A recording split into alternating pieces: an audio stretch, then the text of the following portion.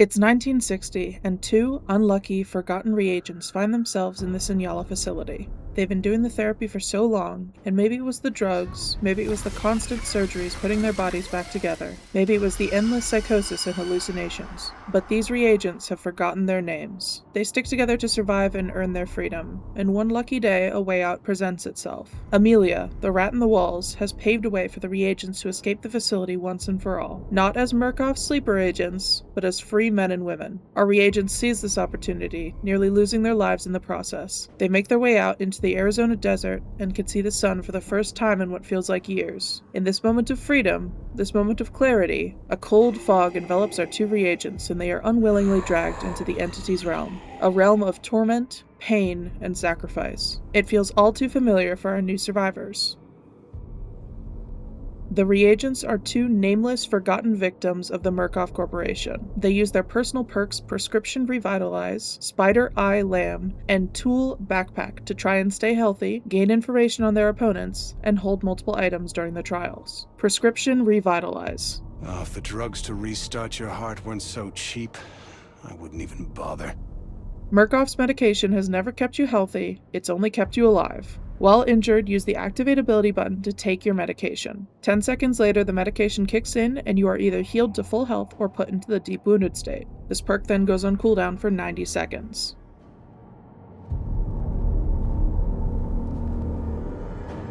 Spider Eye Lamb. Think of yourself as a spider, building a trap to ensnare the future. Murkoff is training you to know your enemy, to learn their secrets and weaknesses and exploit them to win at all costs. Every 20 seconds that you are looking at the killer while not in chase, one of their perks is revealed to you. Every time a killer perk is revealed, the killer's aura is revealed to the survivor team for 8 seconds, but the killer is alerted to your location. When all of the killer perks are revealed, this perk deactivates.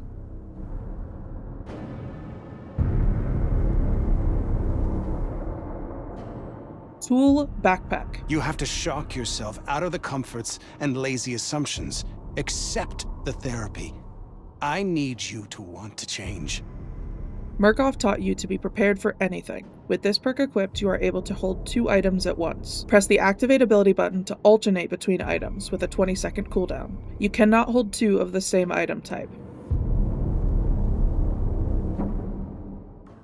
The jailbreak left Signala facility in chaos, and trials weren't running how they were supposed to.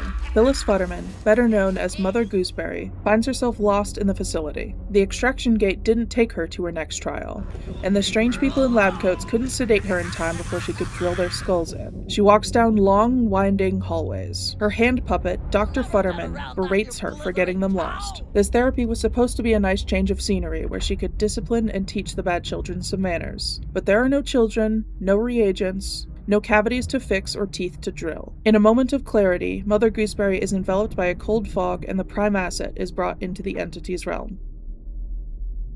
The prime asset is a twisted and unstable woman who goes by Mother Gooseberry. Her weapon of choice is a duck hand puppet with a powerful drill, used to attack and mutilate anyone that threatens her precious children. Her personal perks Hazard, Deep Burn, Hazard, Toxic Shock, and the Mother Gooseberry Hour allow her to create an unsafe environment for the survivors and take away their information. Hazard, Deep Burn. Dr. Futterman, does that sound like a naughty child to you? Well, so why don't we go find out?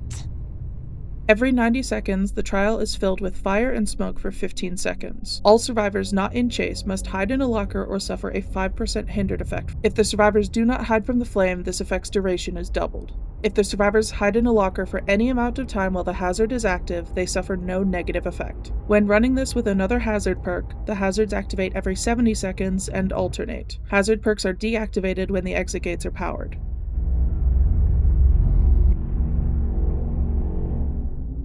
Hazard Toxic Shock. Have you forgotten to take your pills, darling? Everything's a little bit wrong. It's like we're living the same day over and over and over.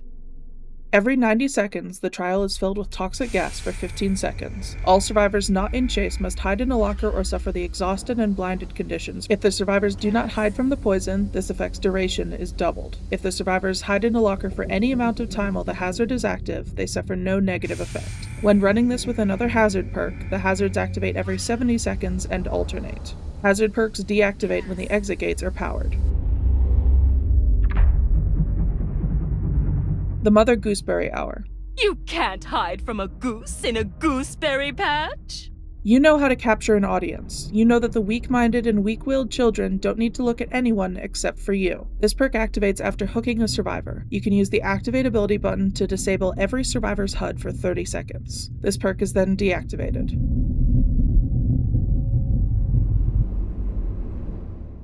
Killer Power, Goose on the Loose. Mother Gooseberry protects her children at all costs using Futterman traps. The Prime asset has the ability to place Futterman traps at vault locations, such as pallets and windows. These are proximity-based traps, and if a survivor sets them off, they are blinded and deafened for 3 seconds. Survivors are able to deactivate the traps by crouching up to them and interacting with them. The Prime asset has 8 Futterman traps at her disposal to protect her territory. Upon using all of the traps, any new placements replace old ones. Secondary objective. In any trial with the Prime asset, there will be one of 3 secondary objectives. Collect the drugged rats. The survivors must collect 5 of the drugged rats scattered throughout the trial. Break the TVs. The survivors must destroy 5 of the TVs scattered throughout the trial. Or collect the propaganda. The survivors must collect 5 of the propaganda posters scattered throughout the trial. Secondary objectives are optional, but so long as they are not completed, the Prime asset has a speed bonus to placing traps and kicking pallets and generators. Upon survivors finishing the secondary objective, the Prime asset loses her bonus. While standing still for a certain amount of time, the Prime asset can use the secondary ability button to talk to Dr. Futterman.